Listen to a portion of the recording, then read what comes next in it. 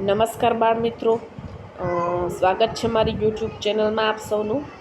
તો આ વિડીયોમાં આપણે આજે અભ્યાસ કરીશું ધોરણ 3 ગુજરાતી સ્વ અધ્યયન પોથી પાઠ 7 એક છલાંગે દરિયો કૂદો। તો સૌપ્રથમ તો આપ મારી ચેનલમાં નવા છો તો મારી ચેનલને સબસ્ક્રાઈબ કરજો અને બેલ આઇકન દબાવવાનું ભૂલશો નહીં, જેથી મારી ચેનલના નવા વિડીયો આપણને નોટિફિકેશન મળતા રહે। તો ચાલો આપણે શરૂઆત કરીએ। એક છલાંગે દરિયો કૂદો। તો પ્રશ્ન પહેલો છે, નીચેના વાક્યો કોણ ન બોલી શકે તે પાઠના આધારે કૌંસમાંથી પસંદ કરો। તો પેલું છે, પૂંછડી મારી સાજી રહી, તો એમાં આવશે રાવણ। હનુમાન આજે આપણે નહીં રમીએ, મારે બહુ કામ છે, તો એમાં જવાબ આવશે હનુમાન। ત્રીજું, મહારાજ આ વાનર તો બહુ જ ડાહ્યો છે, તેણે આપણી અશોક વાટિકામાં કોઈ જ નુકસાન નથી કર્યું, એમાં આવશે જવાબ સૈનિક। અને આ વાનરને જેલમાં ન પૂરતા તેનું સન્માન કરો, જવાબ આવશે રાવણ। તમે આસન નહીં આપો તો ચાલશે, હું ઊભો રહીશ, આમાં આવશે હનુમાન।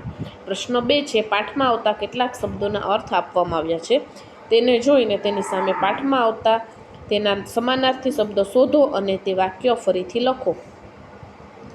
તો પેલું છે, થોડા થોડા સમયે એટલે વારે વારે, તો એનું વાક્ય બનશે ઉનાળામાં વારે વારે પાણી પીવું જોઈએ। બીજું છે, દરિયાને પાર કરીને એટલે દરિયા પાર, તો વાક્ય બનશે હોડીમાં બેસીને દરિયા પાર જવું છે।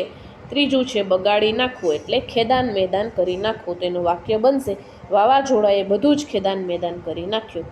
ચોથું છે, પૂંછડીનું આસન એટલે પૂંછાસન, તો એનું વાક્ય બનશે હનુમાનજી પૂંછાસન પર બેઠા।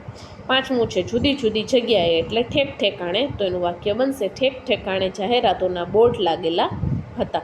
પ્રશ્ન ત્રીજો છે, જાહેરાત જુઓ અને પ્રશ્નોના જવાબ આપો। આ એક જાહેરાત છે શાળાની, જેમાં એક હરીફાઈ છે, એ અંગે જાહેરાત આપવામાં આવેલી છે, તો એના ઉપરથી આપણે પ્રશ્નોના જવાબ આપવાના છે। તો પહેલો પ્રશ્ન છે, સ્પર્ધાનું નામ શું છે?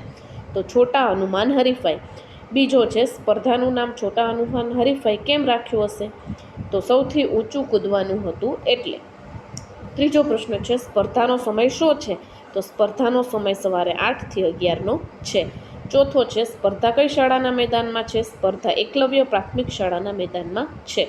પાંચમો છે, શું અમદાવાદમાં ભણતા બાળકો સ્પર્ધામાં ભાગ લઈ શકશે? તો કે ના, અમદાવાદમાં ભણતા બાળકો સ્પર્ધામાં ભાગ લઈ શકશે નહીં। પ્રશ્ન ચોથો છે, પ્રશ્નોના જવાબ કાવ્ય પરથી આપો। અહીં કાવ્ય આપેલી છે, એ પરથી પ્રશ્નોના જવાબ આપવાના છે। પહેલો પ્રશ્ન છે, હનુમાનજી સંદેશો આપે તો એ શું બન્યા કહેવાય? તો એ દૂત બન્યા કહેવાય, જવાબ આવશે બ। બીજો પ્રશ્ન છે, રામના વિયોગની વેદના સહુ છું એટલે? તો એનો જવાબ આવશે બ, રામ નથી એથી હું દુઃખી છું। ત્રીજો પ્રશ્ન છે, વહેલા મોકલજો મારા રામને, આવું હનુમાનજીને કોણ કહે છે? આવું સીતા મૈયા કહે છે। પછી ચોથો છે કે માથું શબ્દ માટે કાવ્યમાં કયો શબ્દ છે? તો જવાબ આવશે અ, મસ્તક। દેજો તો લેજો, વહેલા તો મોડા।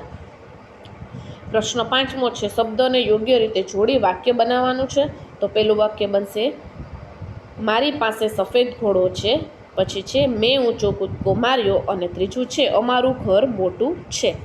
તો આભાર બાળ મિત્રો આપ સૌનો, ફરી મળીશું નવા વિડીયો સાથે।